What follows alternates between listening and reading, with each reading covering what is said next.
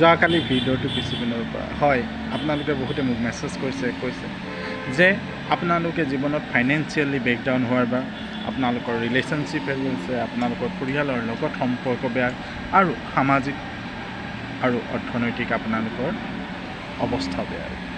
তো বহুতেই কৈছে যে হয় আমি এইটো কৰিব বিচাৰোঁ, কিন্তু কেনেকৈ কৰিম, যিহেতু আমি মেণ্টেলি আৰু অৰ্থনৈতিকভাৱে একো নহয়, জীৱনটো শেষ হোৱা নাই। Life starts at 40। চ' আপুনি 30ৰ পৰা 35 বছৰৰ ভিতৰত আছে।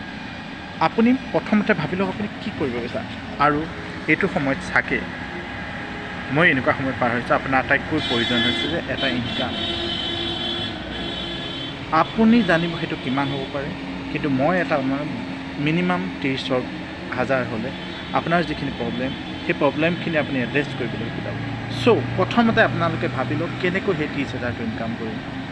সেই 30,000টো কিন্তু আটাইতকৈ ইম্পৰ্টেণ্ট।